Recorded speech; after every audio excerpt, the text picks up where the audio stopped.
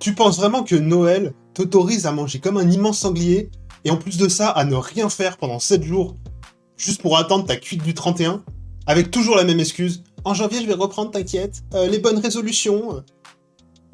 Non, non, non, vous allez juste me péter les couilles dans la salle, à prendre des machines pour ne rien pousser, et dans 2 semaines, on vous voit plus. Ciao. Bon, et comme toutes les années, il y a 2 teams pendant les fêtes de Noël. Il y a ceux qui pensent que tout est foutu et que de toute manière, il faut profiter de la vie. Donc ils se pètent le bide pendant 10 jours. Et les psychopathes de la muscu qui mangent blanc de poulet, haricots durant toutes les fêtes et qui font chier tout le monde. Bon, moi, mon avis personnel est un peu entre les deux. Et on va en parler tout de suite. Bon, déjà, il faut bien comprendre d'où vient le problème durant les fêtes de Noël. Le problème, c'est pas le repas en tant que tel, qui va engendrer un surplus calorique. On peut largement viser 10 000 kilocalories sur une journée à Noël sans problème. Avec tout le gras qu'on se met dans la panse, il n'y a aucun souci. Mais le vrai problème, c'est de faire Noël pendant 7 jours. C'est-à-dire que le 24, tu vas manger. Le 25, tu vas encore manger. Le 26, tu vas manger les restes. Etc., etc. Et en plus de ça, tu vas rester le bide à l'air sur le canapé comme un zombie, en attendant ta cuite du 31. Où tu vas encore en plus manger, évidemment. Tu l'as compris?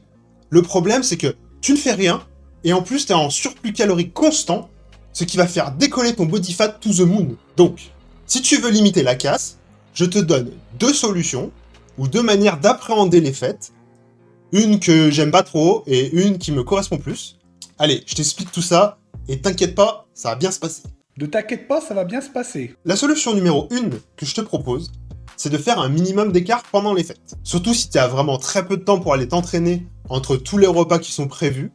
Je sais que c'est compliqué de dire non à la famille de temps en temps. Donc ton but, ça va être de choisir les aliments les moins caloriques ou les plus bénéfiques qui sont disponibles sur la table au moment des divers repas que tu peux avoir. La bonne stratégie, c'est de se concentrer sur les aliments riches en protéines.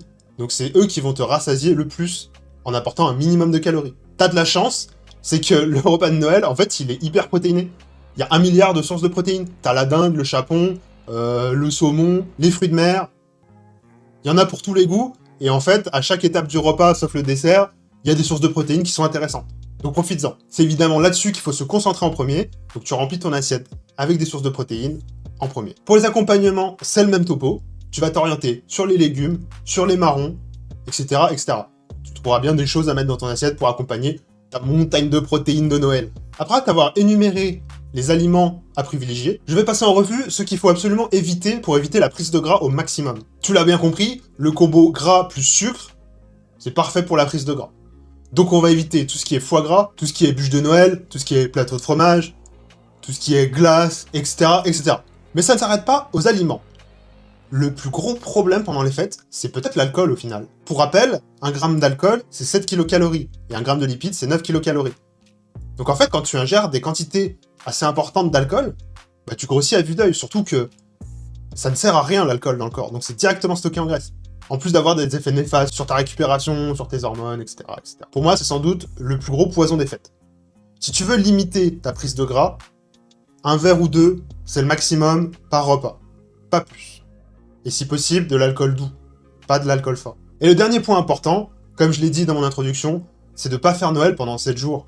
En fait, tu manges au 24, tu manges au 25, et après tu reprends ta diète. Tu peux t'autoriser un petit truc par-ci par-là, une petite papillote, un petit bout de bûche, mais ça doit s'arrêter là. Tu dois pas faire foie gras, saumon, fromage, salade de fruits, enfin bref, tout ce que tu veux, tous les jours à chaque repas. Prends ce qui te plaît le plus, à la limite, dans ce qui est néfaste, mais la majeure partie de tes repas doit être en fait clean comme tout le reste de l'année, c'est juste un petit supplément pendant les fêtes. La deuxième solution que je te propose, c'est ce que moi j'applique personnellement, parce que je suis un énorme amoureux de la bonne bouffe, la bonne gastronomie française, et des bons produits du terroir qu'on peut avoir pendant les fêtes, c'est en fait de pas se priver, mais juste d'augmenter ta dépense calorique durant les fêtes.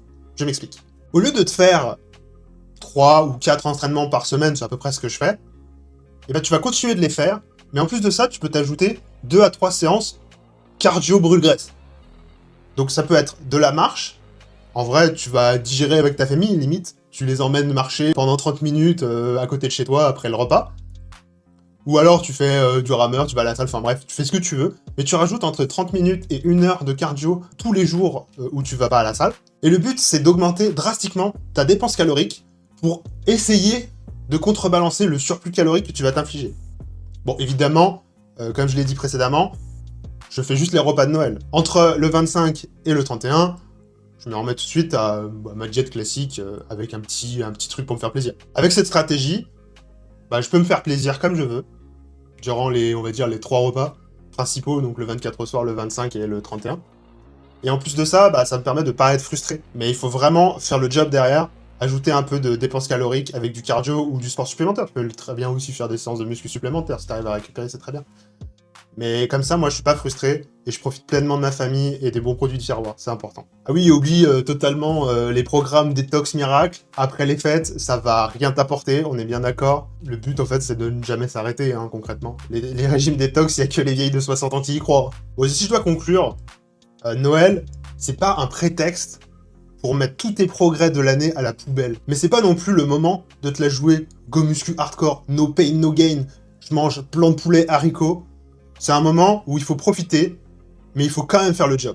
Et tu verras, si tu appliques mes conseils, la solution 1 ou la solution 2, tu vas arriver en janvier sans avoir 25% de body fat à éliminer dans une sèche qui va juste te faire perdre du temps et de l'énergie. Bon voilà, c'était tout. Si t'as aimé la vidéo, pense à liker, à t'abonner, et on se retrouve la semaine prochaine pour une nouvelle vidéo. Salut!